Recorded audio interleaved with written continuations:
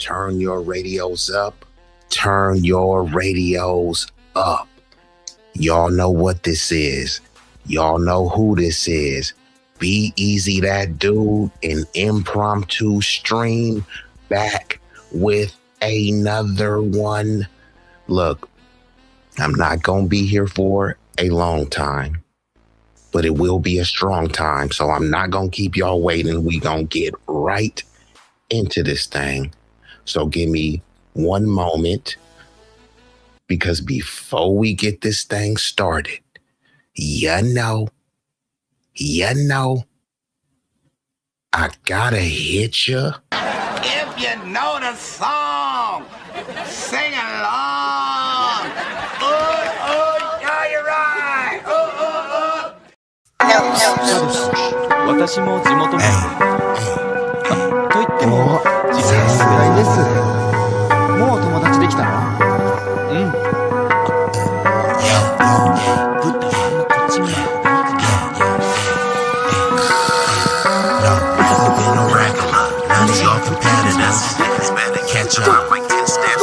Look, this promethazine got me leaning like a cholo in the club. I'm 20 deep. I don't be riding solo.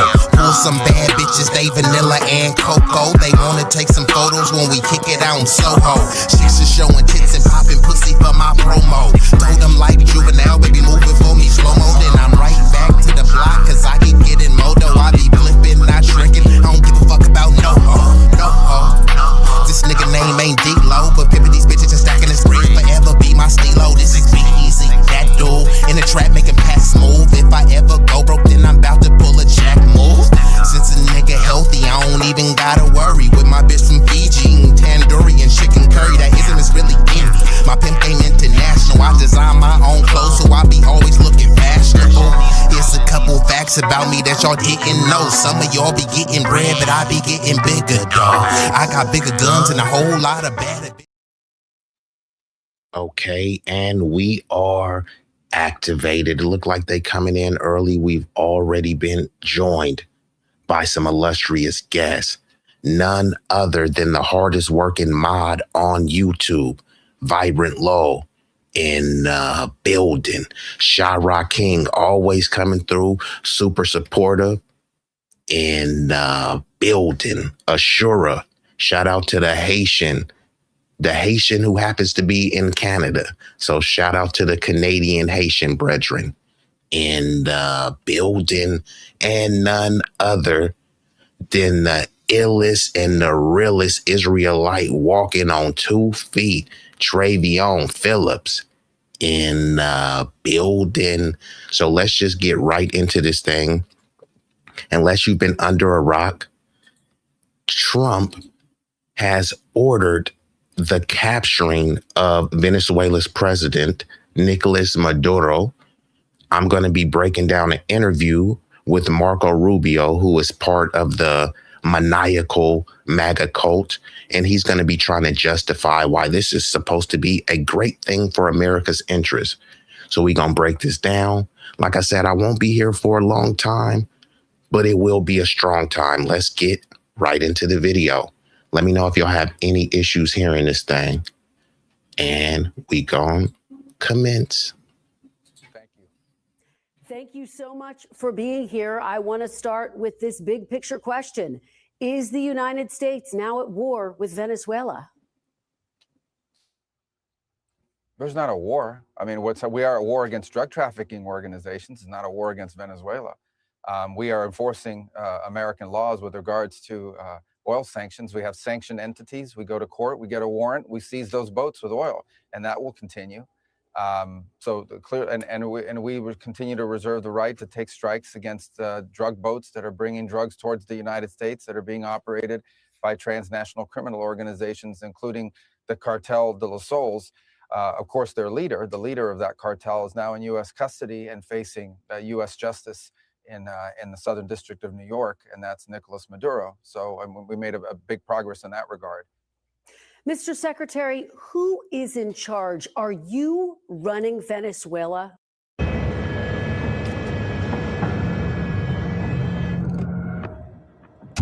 Right now? Yeah, I mean, I keep people, fixating on that. Here's the bottom. What took him so long to answer? She asked a simple question. Who is running Venezuela? And he's saying, yeah, well, I'll keep getting that question. If you keep getting that question, it should be much easier for you to answer. Who is running Venezuela right now? U.S. Justice in the Southern District of New York, and that's Nicolas Maduro. So we made a big progress in that regard. Mr. Secretary, who is in charge? Are you running Venezuela right now? Yeah, I mean, I keep people, fixating on that. Here's the bottom line on it is we expect to see changes. So it looks like we've been joined by some more prestigious guests. And before, this dude keeps saying people are fixated on it right now. You kidnapped their president and his wife. And then you're saying, well, people are fixated on who's running Venezuela. Yeah, you did it was a military coup, but they want to try to make it a soft military coup because no Americans got hurt. So that was an illegal capturing. But let me give a shout out to none other than the Queen, Sincere, in building, mulatto rights activist. Mulatto, that, if I'm not mistaken, I think you switched your name. It was Pan Mulattoism. Now it's mulatto rights activist. Shout out to the mulattoes. And if you find the term mulatto offensive, take it up with the mulatto rights activists in building.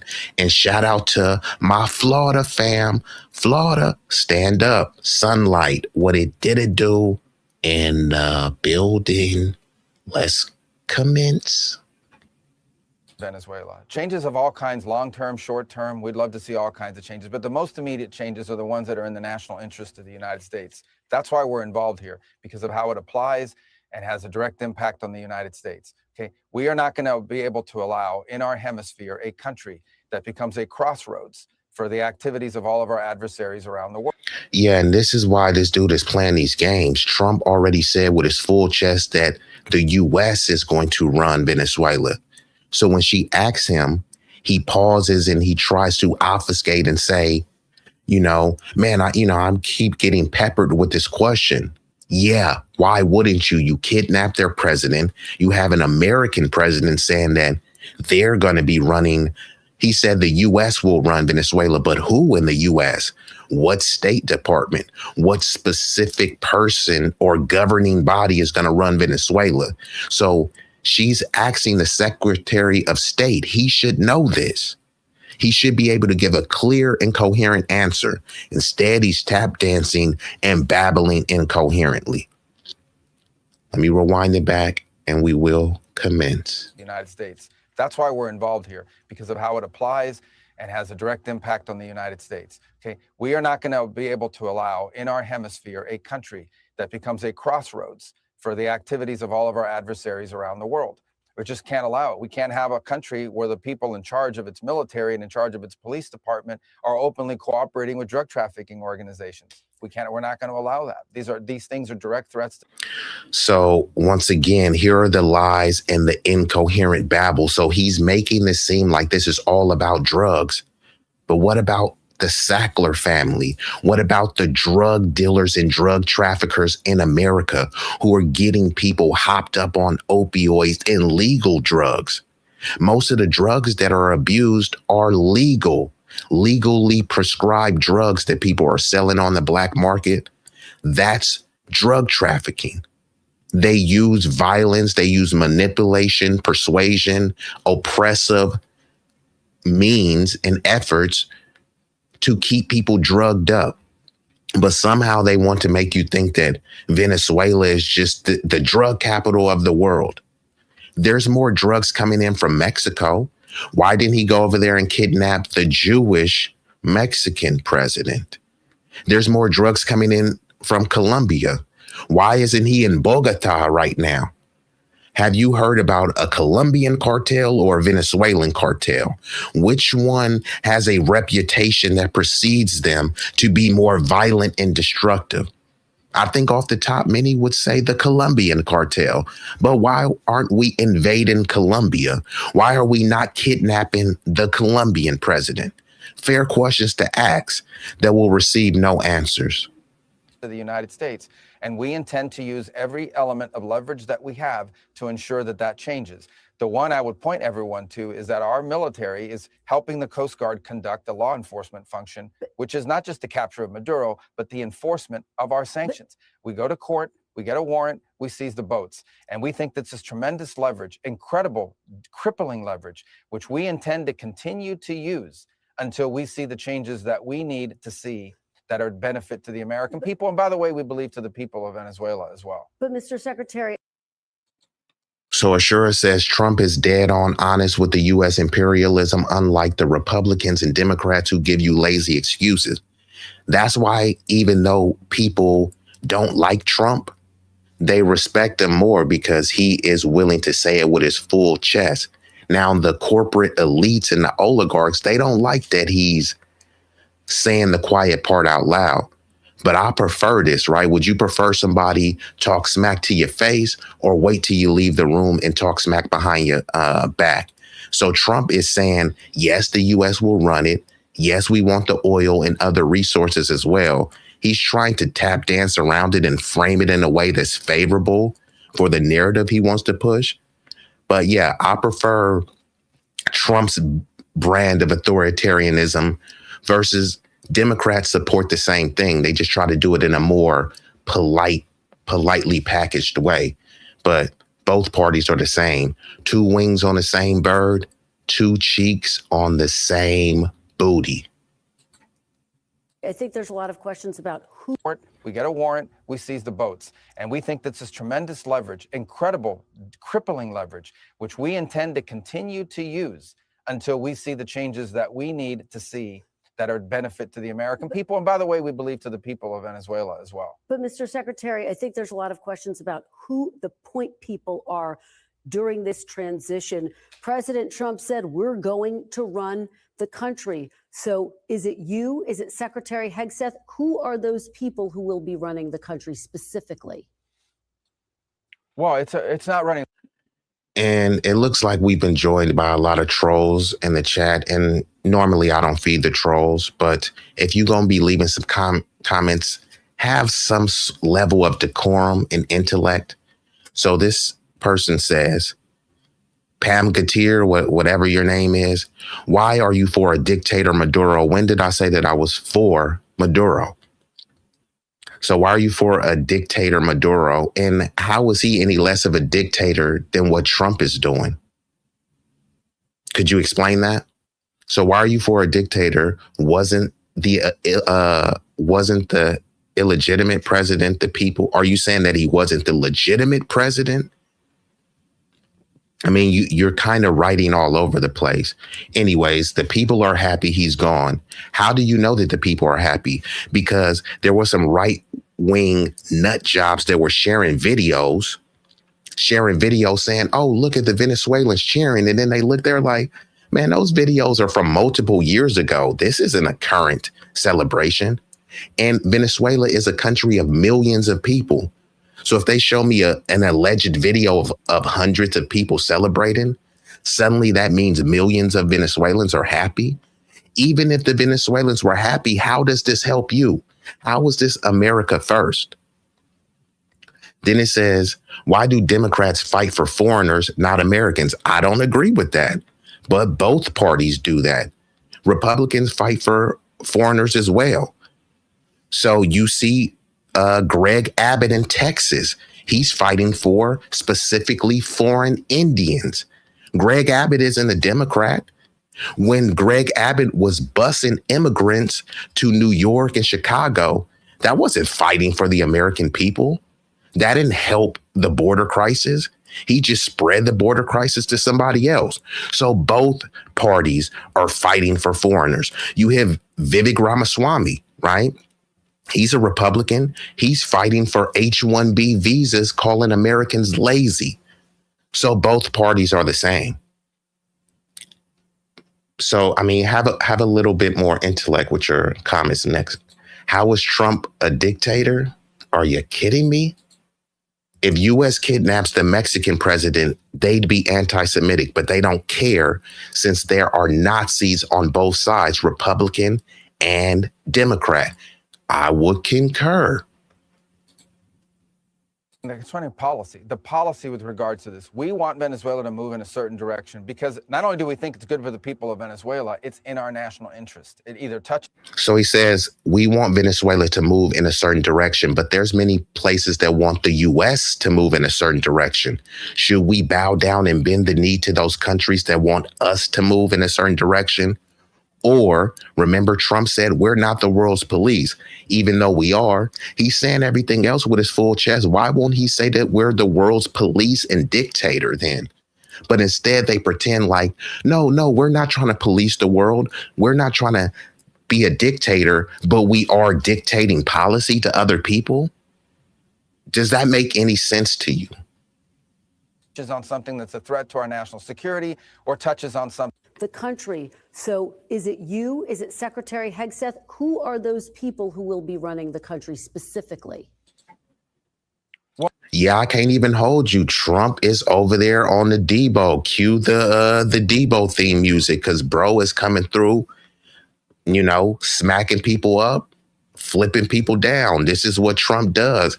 This is how you wield this is how you wield power.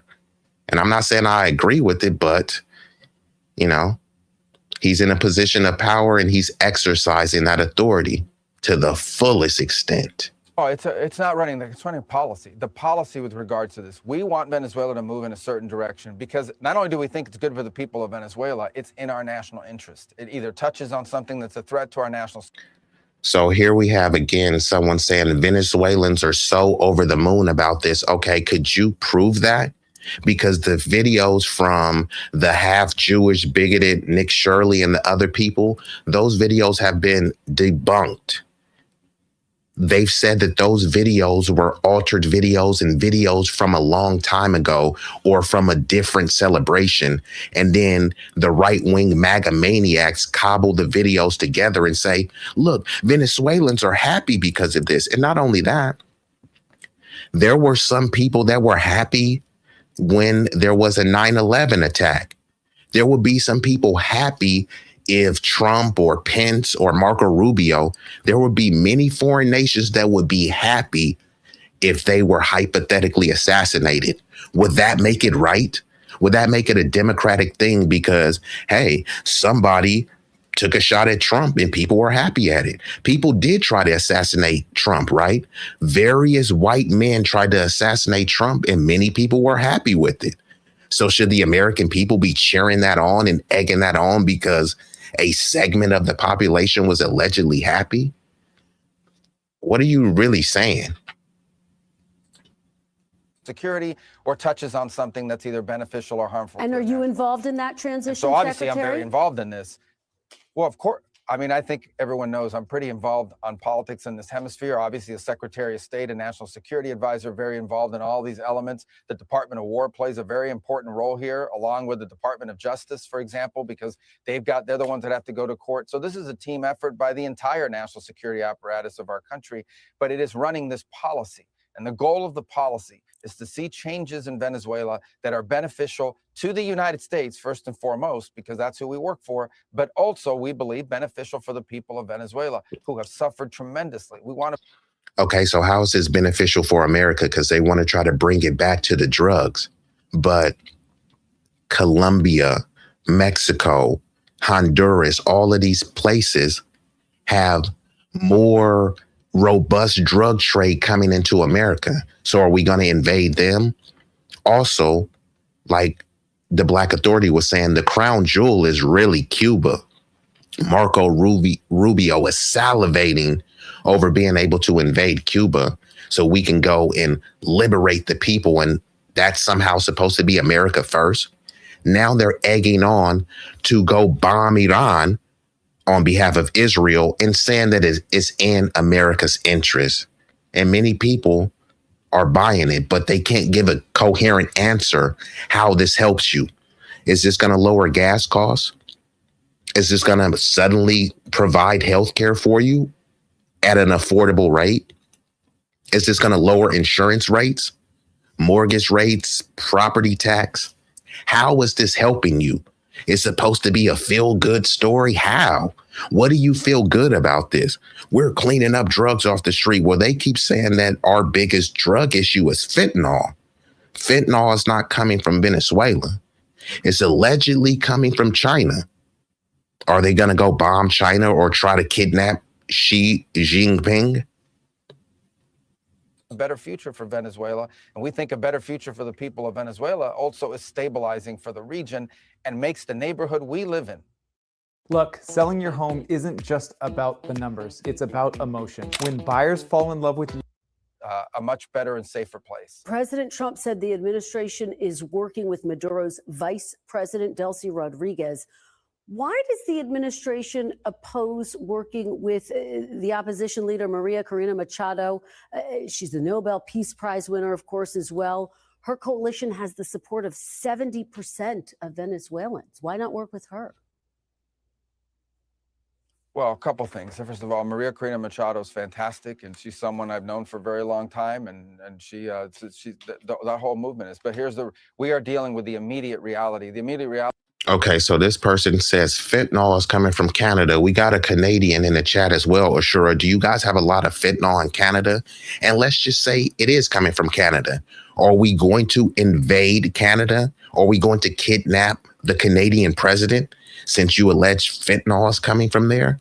How about we invade Canada and China since this is about drugs, right? And Travion says Trump is about to run through pockets country to country. Yeah, I mean, he coming through like Debo on the blog, letting y'all know what it is. It's called U.S. imperialism. It's called the Monroe Doctrine. And Ashura, who's in Canada, he said that's BS. He says that you're full of it, saying that the fentanyl is coming from Canada. I don't know. He says we cook it here in the mountains of British Columbia. Who is we? Are you a chef? You over there cooking up fentanyl? Yeah, sure. It says there's no fentanyl. And then we got somebody named Warren saying he's in Canada cooking up fentanyl. So, Warren, should we invade Canada? Should we kidnap the Canadian president and we should run Canada, right? Technically, we already do. But yeah, maybe we should. It's unofficial. Maybe we should make it official and we come and run Canada. And then we lock you up, too, since you like to cook fentanyl. And we're a nation of laws, right? Is that unfortunately, and sadly, but unfortunately, the vast majority of the opposition is no longer present inside of Venezuela. We have short-term things that have to be addressed right away. We all wish to see a bright future for Venezuela, a transition to democracy. All of these things are great, and we all want to see that. I've worked on that for 15 years on a personal level, both in the Senate and now as National Security Advisor and Secretary of State. These are things I still care about. We still care about. But what we're talking about is what happens over the next 2-3 weeks, 2-3 months. And how that ties to the national interest of the United States. And so we expect to see more compliance and cooperation than we were previously receiving. With Nicolas Maduro, you could not make a deal or He keeps talking about the national interests of the United States, yet he hasn't laid out what those interests are. And the interest to help who? More billionaire oligarchs, more plutocrats. That's who this is helping. How does this help you? Anyone in the chat, please explain to me in a clear, coherent manner, how does this help you, right? Because people are trying to make it seem like they're so ecstatic that we're getting drugs off this hemisphere, even though there's much more drug-infested areas that are dumping drugs all over the hemisphere and into the country, right? So how has this helped you personally? I would love to hear it. Arrangement. Although he, by the way, was given very generous offers. He could have left Venezuela as recently as, a week and a half ago. There were opportunities available for him to avoid all of this because now he's not someone we can work with. He suckered the Biden administration into stupid deals. He's made a career out of not keeping deals and figuring out how to save himself by buying time. And President Trump was not going to fall into that trap. So now there are other people And see, this is where the BS, right? They talk about Trump said that the cartels are running Mexico. Okay. So the cartels have a propensity and a history of violence and barbarism, right? They have a history of human trafficking and drug trafficking. Those are our neighbors. So your neighbor is human trafficking. Your neighbor is drug trafficking. Your neighbor is doing all sorts of violent, atrocious, and egregious acts. Yet you don't want to invade the neighbor. Yet you don't want to go clean up what Trump would call a hellhole or a shithole that's right next door to you. But we're looking to Iran. We're looking to Venezuela. We're looking to everywhere else but our neighbor. But I thought this was about drugs and cleaning up the streets and cleaning up the Western Hemisphere and making sure that the Americas are great again. Sounds like a load of you know what. In charge of the military and police apparatus. He could have left Venezuela as recently as, a week and a half ago. There were opportunities available for him to avoid all of this because now he's not someone we can work with. He suckered the Biden administration into stupid deals. He's made a career out of not keeping deals and figuring out how to save himself by buying time. And President Trump was not going to fall into that trap. So now there are other people in charge of the military and police apparatus there. They're going to have to decide now what direction they want to go. And we hope they will choose a different direction than the one Nicolas Maduro picked. Ultimately, we hope this leads to a holistic transition all the way around in Venezuela, societal, political, all of that. We're in favor of all of that. But right now, we have to take. Here we go with the vague, empty babble. He hopes this lead into a transition of what? A transition with who?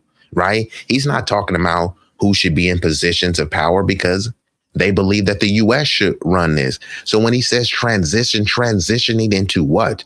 Transitioning into U.S. running Venezuela? And what does that look like?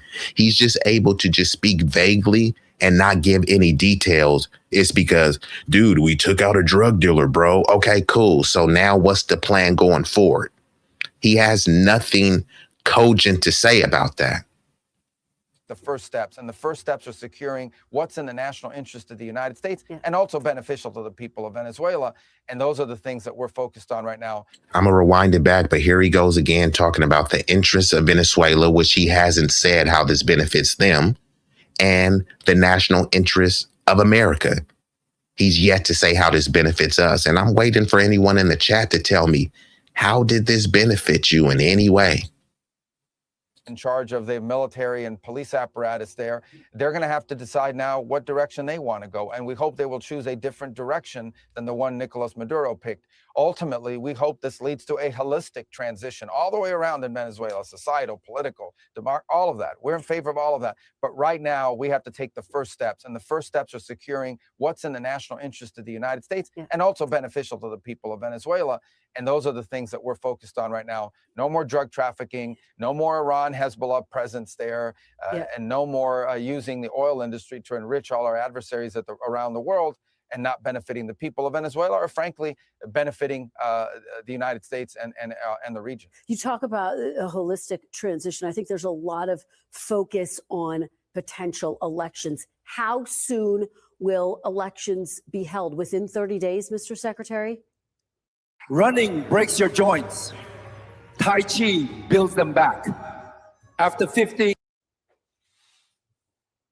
elections? Well, look, this is a country that's been governed by this regime now for 14 or 15 years. The elections should have happened a long time ago. The elections did happen. They lost them and they didn't count the votes, or they refused to count the votes, and everyone knows it. So all of that, I think, is. Why is a Venezuelan election any of our concern? Right? Let them elect whoever they want to elect. He claims that, no, we're over here because they didn't have a free and fair election. Do we have free and fair elections here? Are both parties not complaining about voter suppression, political gerrymandering, right? Does that seem fair to you? Wasn't Trump whining about the elections being rigged, about the voter machines being rigged?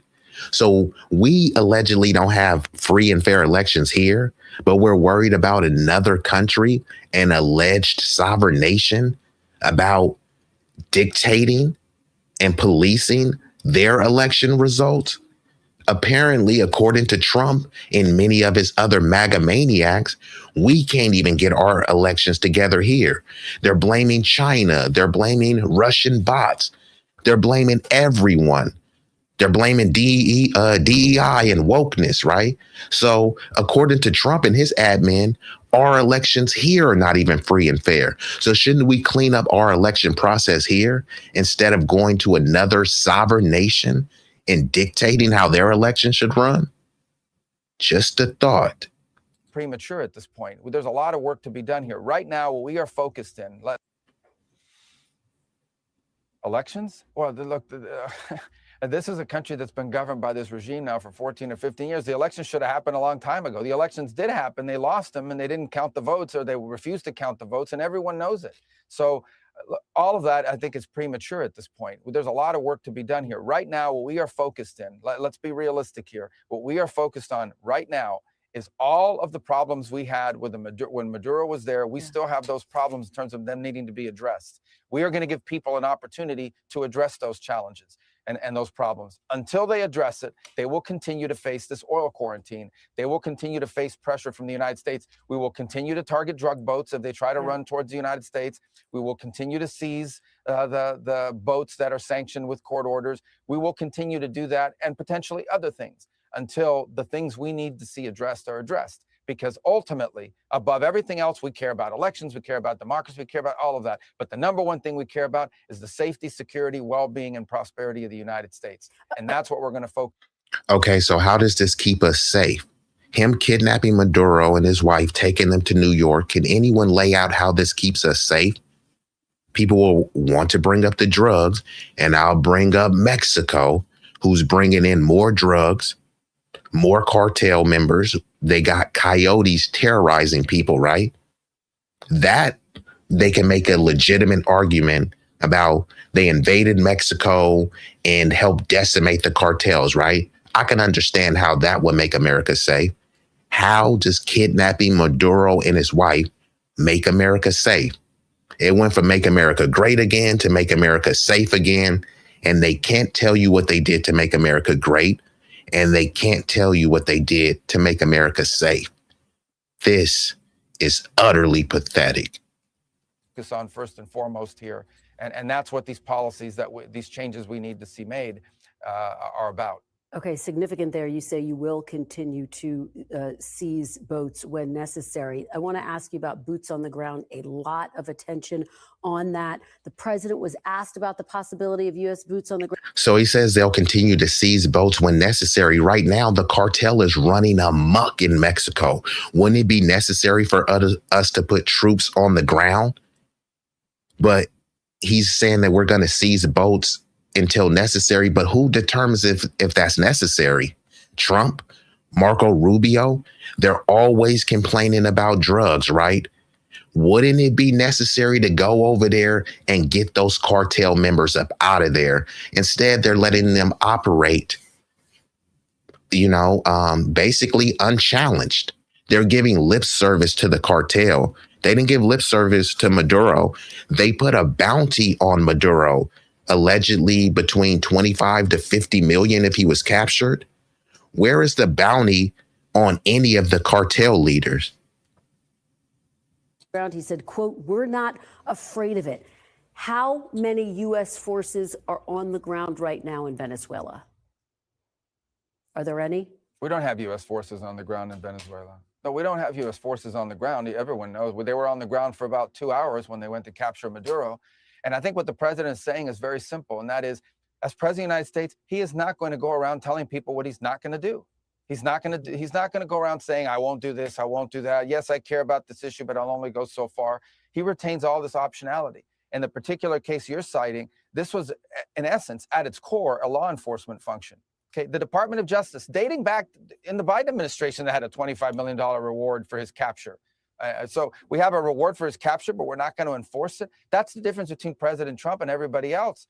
It's easy to make a wanted poster and say $50 million for the capture of Maduro, but no one takes that seriously because you're not going to do anything about it. President Trump did something about it. Where is the wanted poster for the Colombian cartel members? Where is the wanted poster for the Mexican cartel members? He's saying that nobody takes these wanted posters seriously. So why should anyone take y'all seriously complaining about human trafficking from Mexico, and Mexico is our neighbor, but you won't do anything to Mexico, but you will do something to Venezuela and make it seem that like, we're just helping America stay safe, but they can't explain to you how this keeps us safer. Mexican cartels will still be running amok. They still will be running Mexico. Drugs will still be flooding in.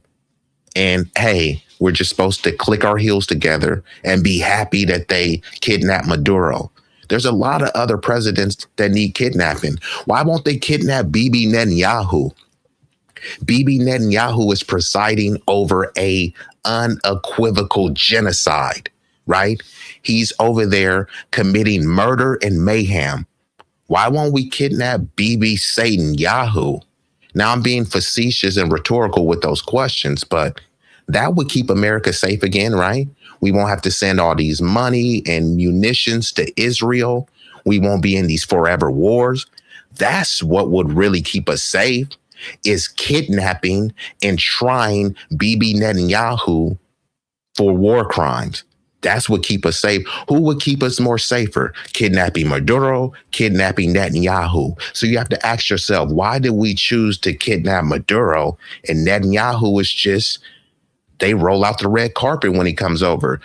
Like Trump is like Debo, but Bibi Netanyahu is like Debo to Trump's Debo. When Bibi Netanyahu comes over, Trump bends the knee and he actually bends over and spreads his cheek. So who's really running America, Trump or Bibi? Let me ask you. He did something about it. We went in, we grabbed him, he was arrested, and he's now in New York. No Americans were killed, no equipment was lost. It had to be done, and it's been done. And I assure you, the people left behind in Venezuela now that are in charge of the police and everything else, I assure you, they're going to probably be a lot more compliant than Maduro was as a result of this. Well, President Trump told the New York Post there won't be troops in Venezuela as long as Delcy Rodriguez, quote, does what we want. She's already, though, demanding the release of Nicolas Maduro. As you know, she's insisting. Yeah, Trump could whoop Bibi, but will he whoop Bibi? That's the thing. Trump has already bent the knee to Bibi. Bibi needs Trump more than Trump needs him. Trump doesn't need Bibi at all. However, he was put into power by Zionist money, like i.e. Miriam Adelson, who I think gave him like 100+ million. Elon Musk gave him like 200+ million. So yes, Trump could stand up to Bibi Netanyahu, but that's highly unlikely. Her country never become a colony. What exactly does Rodriguez need to do to keep U.S. troops out of Venezuela? The world's first titanium nonstick pan. It's going to blow your hair back. I'm Mike Pagale. Well, forget about the U.S. troops portion of it. What needs to happen for any of this to change, for our relations with Venezuela to change and our whole approach to it to change, the things we have talked about are the ones I've highlighted already. You can't flood this country with gang members. You can't flood this country with drugs that are coming out of Colombia through. So shout out to Deborah. She says Trump is the stupidest president there has ever been. I don't know if he is the stupidest, but he's right up there. Bush was pretty stupid, but he is the most gangster president. That is irrefutable. Venezuela with the cooperation of elements of your security forces. You can't turn Venezuela into the operating hub for Iran, for Russia, for Hezbollah, for China, for the Cuban intelligence agents that control that country. That cannot continue. Those things cannot continue to be in place. You cannot continue to have the largest oil reserves, in the world under the control of adversaries of the United States, not benefiting the people of Venezuela and stolen by a handful of oligarchs around the world, including inside of Venezuela, but not benefiting the people of that country. We've seen how our adversaries all over the world are exploiting and extracting resources from Africa, from every other country. They're not going to do it in the Western Hemisphere. Yeah. They are not. That is not going to happen under President Trump. Read our national security strategy. He is serious about it, and he's going to do something about it, and we're doing something about it. Let me ask you about oil. The president says the U.S. is taking over the oil. The question is, I guess, if the purpose of the operation was to capture Maduro and bring him to justice, Why does the United States need to take over the Venezuelan oil industry? Well, we don't need to. First of all, let me go back up. We don't need Venezuela's oil. We have plenty of oil in the United States. What we're not going to allow is for the oil industry in Venezuela to be.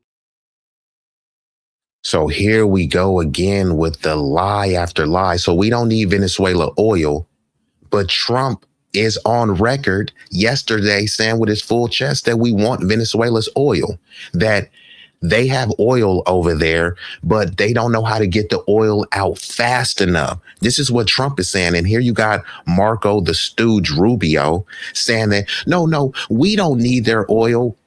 And then Trump in the very next breath is saying, yeah, we over there. We gonna take over that oil. So this dude is just lying.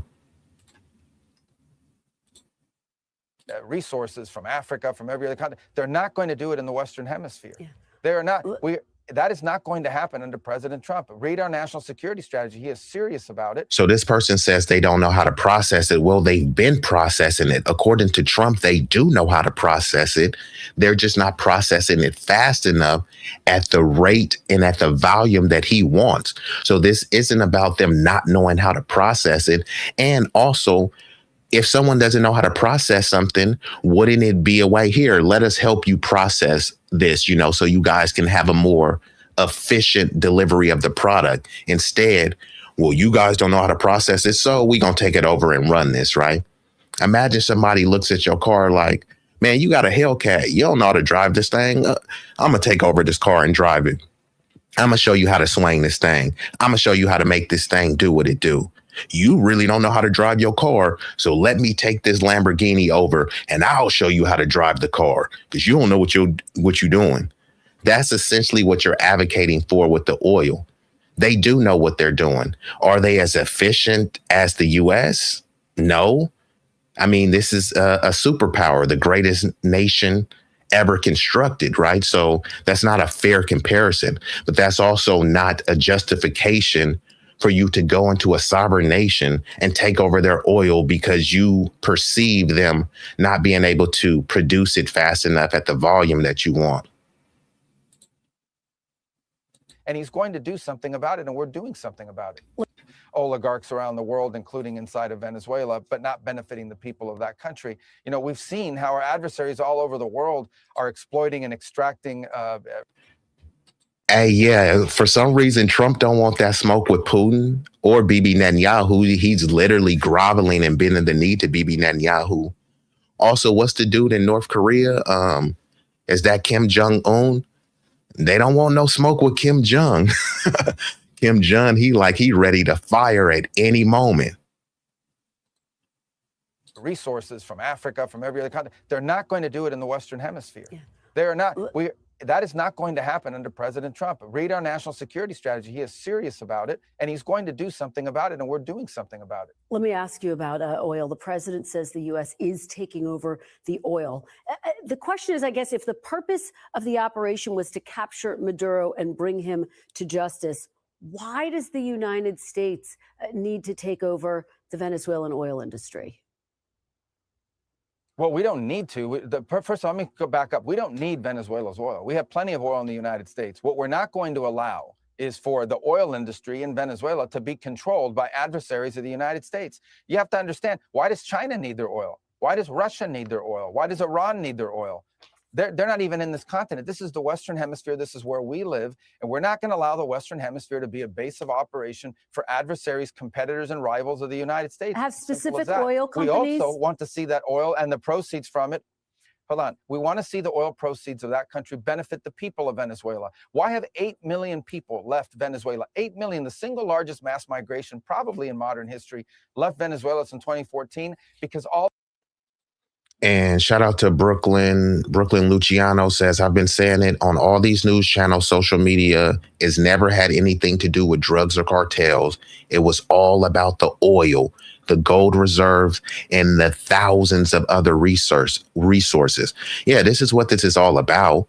Because like I said, we laid out, there's over 10 other countries that are responsible for smuggling drugs into the country or that are notorious for having drug trafficking in their country. We're not doing anything to mitigate that. We're not doing anything to eradicate that. But all those other places, they don't have the robust amounts of resources that Venezuela has. So this is not by chance. This is not coincidence. This is a cold, hard strategy.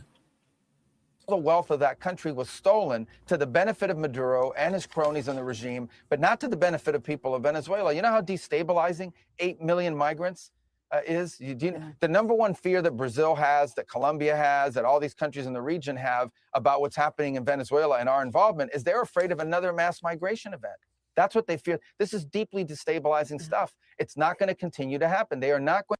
So here this dude is babbling, saying that people are afraid of a massive migration, but they continuously go to countries to stabilize them, do military coups, regime change, and then they start complaining when these same people flee from a failed state. You help destabilize and disenfranchise their country with the help and complicity of sellouts in their own country. And then when they flee, seeking a better life, seeking the American dream, which you guys always promote, mainly promoted to immigrants. So people are immigrating here, right? Even though the Statue of Liberty was for formerly enslaved people, right? They're pushing that message. Give us your sick, your tired, your poor. So then when the sick, tired, and poor from other countries come, you're like, we meant a different type of immigrant with a different type of complexion. You know what I mean? And they like to whine about open borders, but both parties support open borders. They use it as a political football. If they didn't support it, why haven't they done anything about it? We're supposed to be the greatest nation, right? We can figure out how to get to space. We can figure out how to make nuclear energy, but we can't figure out how to shore up the border crisis, to not have illegal immigrants flooding into the country. No, this is what they want.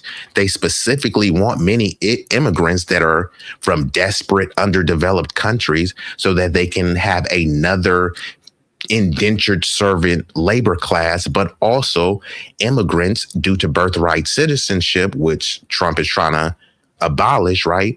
Many of them are more incentivized than Americans to have a kid. If you come over here as an undocumented immigrant, I mean, your first order of business is to drop as many kids as you possibly can, because those kids ensure your right to stay, or at least your right to make a claim to stay. Because if an immigrant has 3 kids, people, we don't want to separate families. So even if this person is an immigrant, they can stay, right?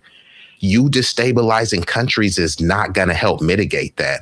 It's going to exacerbate that. More people are going to want to come, and they're going to want to drop more babies so that they have those American citizens. Some would call them anchor babies. Going to come from outside of our hemisphere, destabilize our region in our own backyard, and us have to pay the price for it. Not under President Trump. Let's talk big picture here. U.S. regime change, historically speaking, has not gone very well for the United States. In Iraq, in Libya, to name a few examples.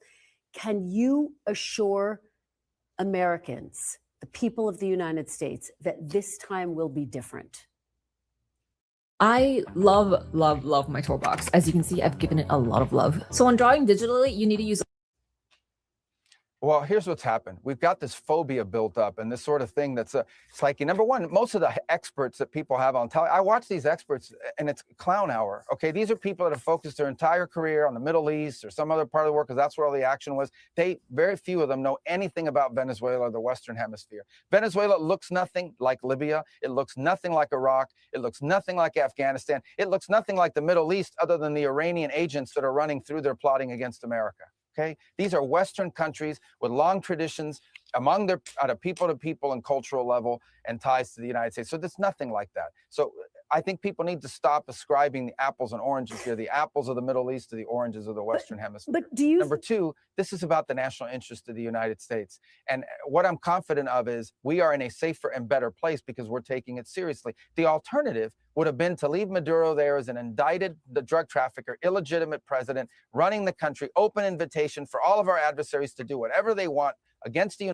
Yes, you should have left Maduro there. If he's an illegitimate president, let the Venezuelan people handle it. They're a sovereign nation, right? So if they want to be run by an illegitimate president, let them do what they want to do. How is Trump not an illegitimate president? We're a nation of laws, right? Isn't that what they like to say? So wasn't Trump caught up in a bunch of legal trouble? Hasn't he been indicted on how many felony accounts? So some would say that's illegitimate. Just flip it. I'm not a Republican or a Democrat, but if Obama had that many indictments, would people call him a legitimate president? They were already saying that his citizenship is illegitimate with the whole birth certificate gate, right? United States from Venezuela, that was not going to continue. What interest of the United States. And what I'm confident of is we are in a safer and better place because we're taking it seriously. The alternative would have been to leave Maduro there as an indicted drug trafficker, illegitimate president, running the country, open invitation for all of our adversaries to do whatever they want against the United States from Venezuela. That was not going to continue. What the alternative would have been to allow a drug trafficker to continue to use national territory and elements of nation state power to further drug trafficking organizations. Read the indictment. This guy used the levers of their security apparatus not to arrest drug traffickers, but to cooperate and facilitate the trafficking of drugs for the purpose of getting them into the United States. And that's going to stop. And yet, Mr. Secretary, a month ago, President Trump pardoned the former. I mean, the way it's looking, they might send Jared Kushner to run the show. Who knows?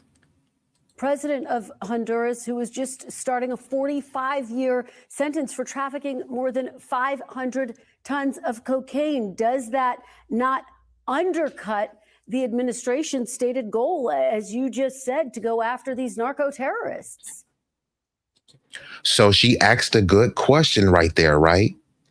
Trump pardoned a Honduran drug lord who was sentenced to 45 years, right? He should have been sent for more, should have been sent for life, right?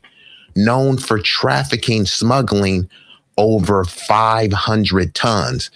I didn't say ounces. I didn't say pounds. I said tons. Over 500 tons, was sentenced to 45 years. And here Trump says, hey, we're besties. We're BFFs. You know what I mean? You won't have to serve that time. That is the person who they should have been throwing the book at, not Nicolas Maduro. Let the Venezuelans handle Nicolas Maduro. Instead, Trump has a proclivity for pardoning people known for criminal acts, just as long as he can get something out of it. But I thought we were a nation of laws. Why would the MAGA Maniacs stand for an illegitimate president pardoning someone who's known to have smuggled over 500 tons of cocaine? Right? Do we care about drugs? Do we care about the war on drugs or not? Seems to be a crock of you know what. To stop. And yet, Mr. Secretary, a month ago, President Trump pardoned the former president of Honduras, who was just starting a 45-year sentence for trafficking more than 500 tons of cocaine. Does that not undercut the administration's stated goal, as you just said, to go after these narco terrorists? Number one, the former president of Honduras. So this is not someone who was in power, had any influence with the politics of Honduras any longer. Number two, I don't do the pardon file. I'm not against it or for it. I just didn't review the file. So I can't speak to you about the dynamics that led the president to make the decision that he made. I think he talked about it yesterday at the press conference. He reviewed the file. He went through the arguments in it, and he felt that the former president of Honduras was treated very unfairly by the previous administration and made the decision that he made. But I think the answer, whether you agree with that decision or not, people can disagree. I mean, there's people out there who make a living out of disagreeing with anything President Trump does. That doesn't mean you leave Maduro in place. That doesn't mean you don't go after Maduro. That's not the answer. I see people saying that. It's like, well, you know, how can you go after Maduro if you didn't do this? That's absurd. The answer to that, whether you have a problem with it or not, is not to leave in place someone who's been indicted. No, it's not absurd because it's hypocritical.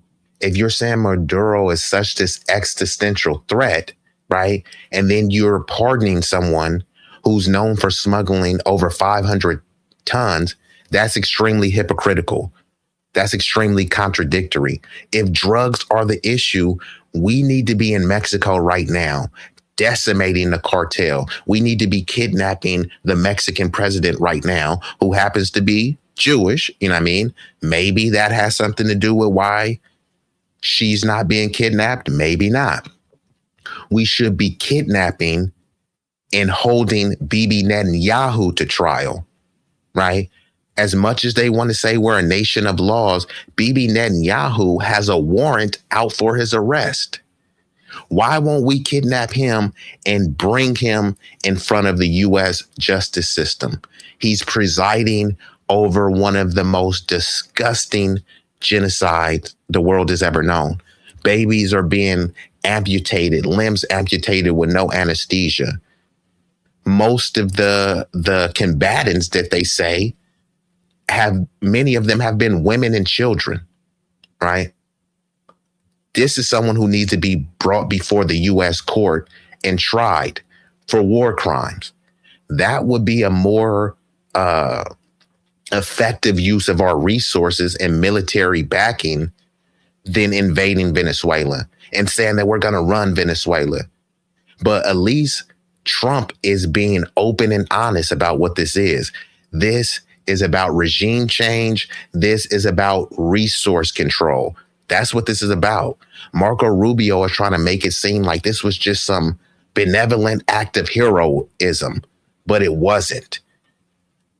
And if Maduro is a dictator, what is the U.S. for trying to dictate what Venezuela is going to be in the future? What do you call that? Dictatorship or authoritarianism? Is it a distinction without a difference? Who hasn't even faced American justice yet, but now will. Yeah, and you're absolutely right. I was referencing, obviously, the former. Sir, whether you agree with that decision or not, people can disagree. I mean, there's people out there who make a living out of disagreeing with anything President Trump does. That doesn't mean you leave Maduro in place. That doesn't mean you don't go after Maduro. That's not the answer. I see people saying that. It's like, well, you know, how can you go after Maduro if you didn't do this? That's absurd. The answer to that, whether you have a problem with it or not, is not to leave in place someone who's been indicted, who hasn't even faced American justice yet, but now will. Yeah, and you're. So he says, focus, Maduro is harming people. Well, the U.S. government is harming his own people, jailing people. The U.S. government is jailing people, killing those people who speak. And he lost the election as well. Yeah, he lost the election in Venezuela. Last time I checked, America is not Venezuela. And this person says, as a soldier in the IDF, I can tell you all this is BS. Well, what is the BS, right? Are you guys not presiding over a genocide right now? Let me guess, you're going to say, but October 7th, allegedly there were what, 1,200 homicides? Now the IDF has presided over, the last time I checked, at least 80K, right? At least 80K. And that's the moderate number, right? So let's not act like you guys are over there just,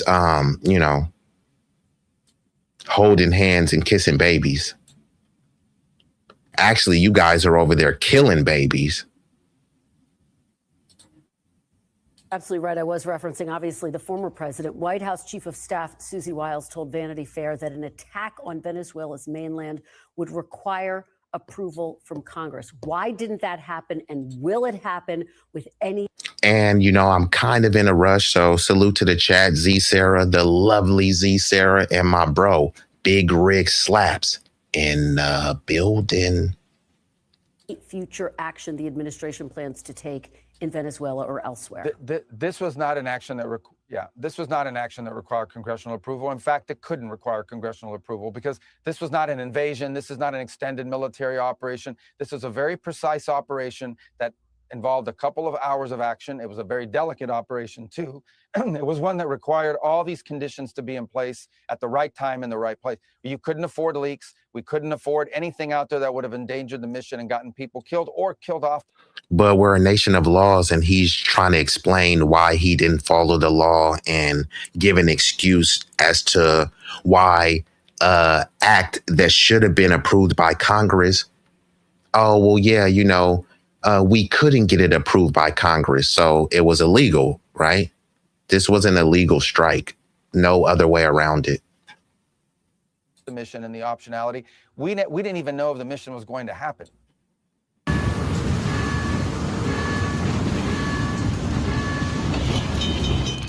How can you notify something you're not even sure if it can happen? Because in order for it to happen, you needed to have weather conditions in place. He needed to be at the right place at the right time. We needed to have forces prepared to go. There were a lot of factors in place. It was a trigger-based operation. But you can't notify that, number one, because you don't even know if it's going to happen, if those conditions will ever align. And number two, you can't risk it being disclosed. But this was not an attack on Venezuela. Yeah, and Jason says, I thought it was because of fentanyl. This is the George Bush version of WMDs. Instead of Cheney, we got Stephen Miller.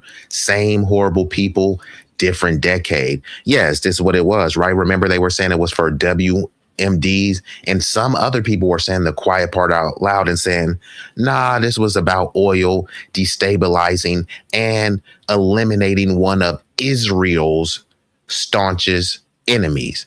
That's all this is about. This is not about drugs. There's a bunch of drug dealing families in the U.S. that we can take out, i.e. the Sackler family. They're allowed to run amok, giving drugs to millions of people, but they're doing it in a legally governed, sanctioned way. So it's okay that they are drug dealers. So yeah, this isn't about drugs. This is about regime change and resource control. Nothing more, nothing less. This was a law enforcement function to capture an indicted drug trafficker. And of course, we needed the Department of War to support it because they do have anti-aircraft missiles that could shoot down those helicopters. But will you? We had to take down radars. We had to take down those anti-air elements on the way in and on the way out. And that's what this was limited to. But will you seek congressional approval for any further action in Venezuela or the region? Well, we will seek congressional approval for actions that require congressional approval. But otherwise, they will get congressional notification. And this is not an operation that required congressional approval. In fact, this is an operation akin to what virtually every single president for the last 40 years has conducted. The difference is that when it's Donald Trump, all these Democrats go bonkers. Is the Cuban government the Trump administration's next target, Mr. Secretary? Very quickly. Well, the Cuban government is a huge problem. Yeah, the Cuban government is a huge problem. First of all, is that a yes? Cuba, but I don't think people fully appreciate. I think they're in a lot of trouble. Yes, I'm not going to talk to you about what our future steps are going to be and our policies are going to be right now in this regard. But I don't think it's any mystery that we are not big fans of the Cuban regime, who, by the way, are the ones that were propping up Maduro. His entire internal security force, his internal. Remember, I said earlier, the crown jewel is Cuba. Venezuela is a consolation prize. They ultimately, the results that they're aiming for in Venezuela is what they truly want in Cuba: regime change and control of the resources. But they'll find a way to try to say, we're liberating them from communism or a dictator or anything. If a sovereign nation wants to be run by socialists, run by communists, run by atheists, let them live, right? This is what a democracy is, right? So if some of these people were democratically elected to be communists, let them be communists, right? If they say that the election wasn't free and fair, prove that it wasn't free and fair. All they're doing is making accusations and saying everyone knows this election was a sham. But you guys are saying that the U.S. elections are a sham. You haven't done anything to rectify the sham nature of U.S. elections, but you're over wagging your finger to another nation about how they should conduct their election process. security apparatus is entirely controlled by Cubans. One of the untold stories here is how, in essence, you talk about colonization, because I think you said Dulce Rodriguez mentioned that the ones who have sort of colonized, at least inside the regime, are Cubans. It was Cubans that guarded Maduro. He was not guarded by Venezuelan bodyguards. He had Cuban bodyguards. In terms of their internal intelligence, who spies on who inside to make sure there are no traitors, those are all Cubans. All right. Secretary of State Marco Rubio, thank you for joining us after an incredibly busy 48 hours. Really appreciate it. Well, Street Beater says, ain't no resources in Cuba. They want the land. Well, the land would happen to be a resource. So yes, there are resources over there. And the most important resource are human resources. So we could never forget that. So I told you I wasn't going to be on here for a long time, but it will be a strong time. I appreciate all of y'all who viewed this concurrently and that will be watching this on the replay, gang. So in the chat, before I head out of here, let me know, how does this help America? Has this helped you? Has this put more food on your table? Has this put more money in your kids' college fund? Is this helping lowering insurance rates? How has this helped you? I'm extremely curious. I've been asking people. I haven't got a coherent answer, but somehow this is to make America great again. This is to make America safe again. But this sounds like more they're doing the bidding of plutocrats, of oligarchs, and of course, Israel loving Zionists. So let's see, I'm gonna read a couple comments and then I'm gonna get up out of here. It's not an indefinite situation. Some billionaires with legal authority will make sure Trump, the thief, doesn't make off too clean. Trump is a thief. Some say it's the best oil. I believe you're referring to Venezuelan's oil. They do say Venezuela has a very rich quality oil. And not only that, they have the most oil. So if you couple that with the quality and quantity, this is why Maduro was kidnapped. This is why we invaded Venezuela. And it said, thanks for letting stop by, put in my 2 cents. Yeah, no problem, Talisha. Thanks for stopping by. Hopefully y'all like, share, and subscribe. I know I had a lot of haters in the chat, but hey, hater lives matter, troll lives matter. So we welcome trolls over here, as long as it's done in a constructive way. At least if you're going to troll, have some level of sophistication with your trolling. But for all the new people that came through, I definitely appreciate y'all. What happened to QAnon? I don't even know what happened to QAnon. Yeah. What happened to the Proud Boys? What happened to the Oath Keepers and Antifa? Where are they at? They only come around during certain election season. And also, where the hell are the No Kings protest people, right? They were protesting the end of DEI, right? No kings, no kings. It's like, and most of the people that was protesting the end of DEI was like, you guys benefited most from DEI, but this should be the No Kings protest right now. This is kind of kingly to do, to just go invade a sovereign nation. He says, Jews haven't taken a loss since 1946. You like, they undefeated since 1946. They slaying everything moving. Shout out to the Jews, the chosen ones, the undefeated, the untouchables. Democrats are mentally ill and stupid. Okay. I would say that the MAGA maniacs are mentally ill and even more stupid. I'm not a Democrat or a Republican, so this doesn't offend me. I believe we all should be independent and both parties should be vying for your vote. It should be quid pro quo, just like it is with the oligarchs and the plutocrats.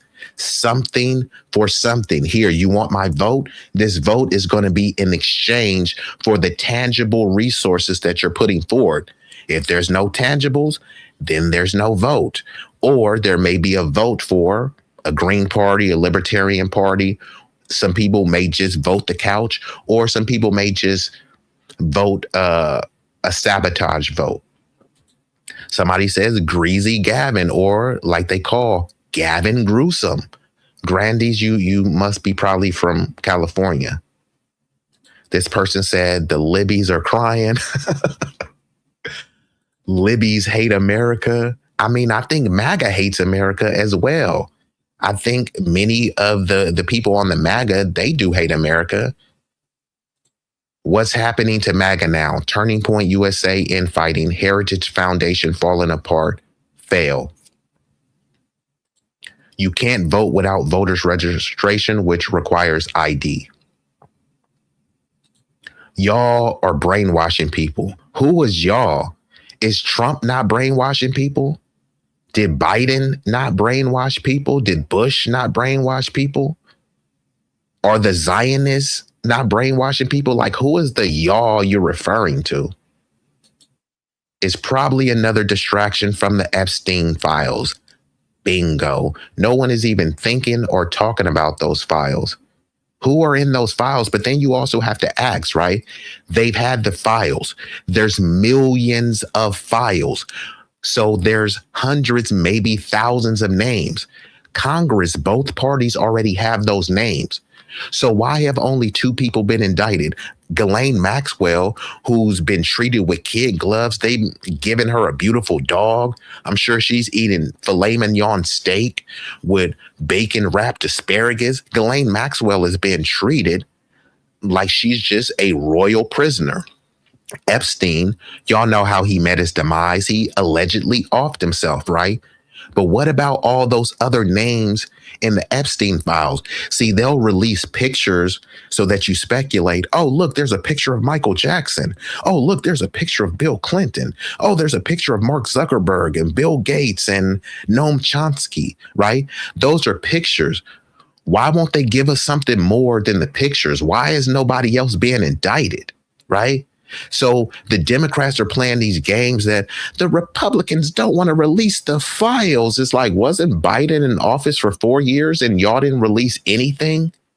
So yeah, both parties are playing these games because both parties are in there. Bill Clinton, a Democrat. I think they said Mark Zuckerberg was in there. He was a Democrat. Even if these people switch party allegiances, doesn't really matter. When Trump was hanging out with Epstein, he was a Democrat then. So it's really not about political affiliation. It's about the class and the upper echelons of society and how perverted they are, how disgusting and grotesque they are. That's what this is really about. That's what they're trying to preserve. And many maniacs are cheering this on. Yes, yes. He bombed Venezuela. Okay, you still haven't got the Epstein files, and those paddles are still running wild. We're a nation of laws, so shouldn't more people be locked up? Where are all the pro-life people, right?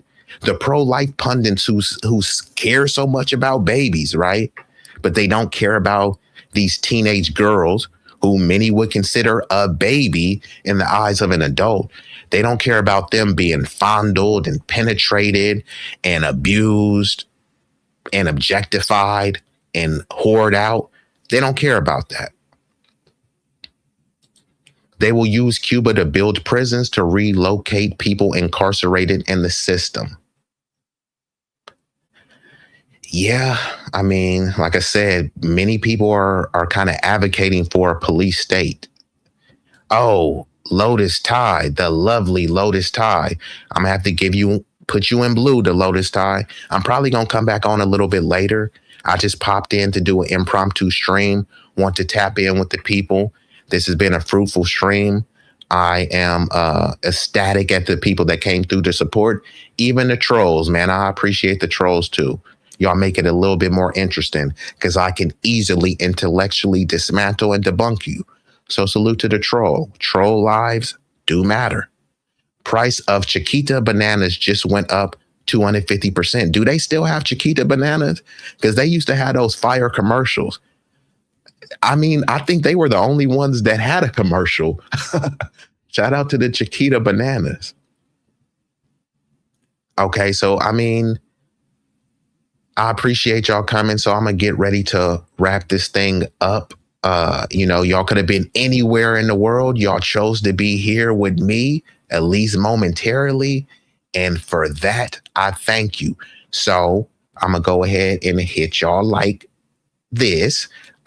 Drop the Cash App right there. If you want to make a contribution, anything from $1 to $1 million will surely suffice. But, you know, if you in some financial hard times, don't worry. The likes are free. They won't cost you a fee. So go ahead, hit your boy with a like, a share, subscribe, and we going to keep coming back with more substantive content. If I had more time, I would drop the link so that you guys could come up and troll, or you can come up and chat. You know what I mean?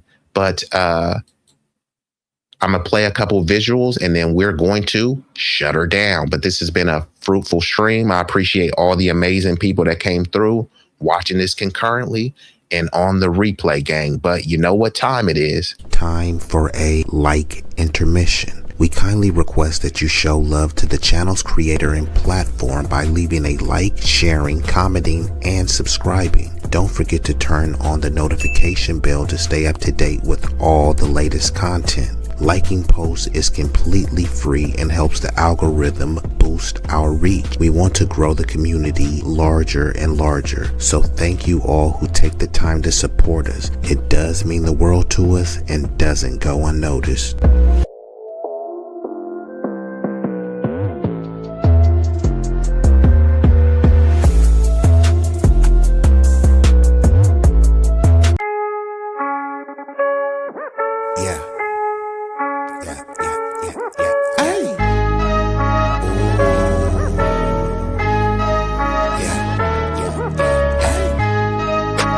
B-Eazy Dat Dude,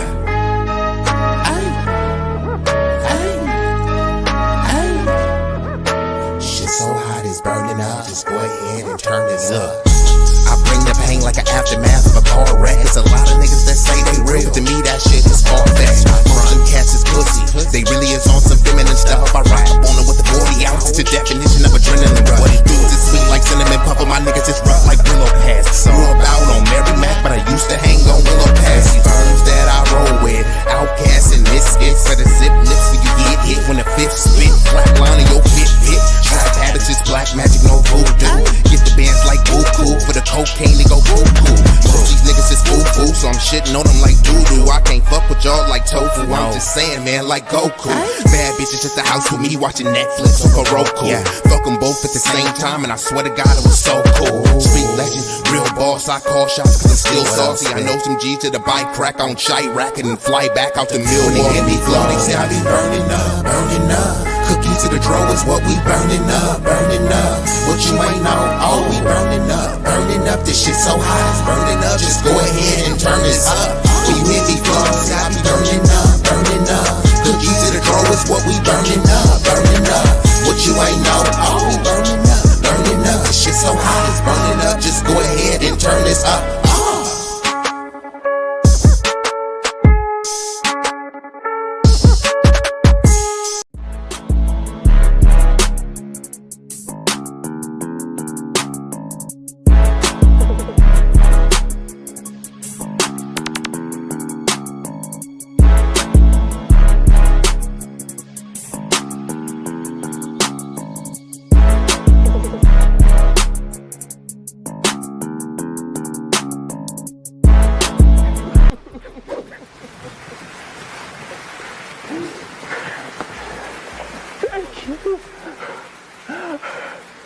You love me. You really love me.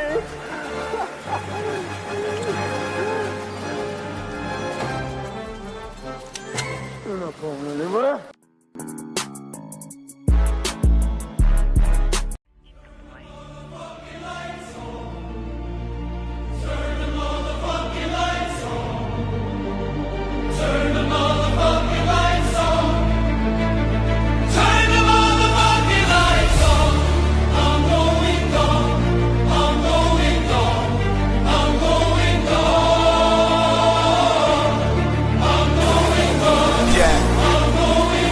Yeah.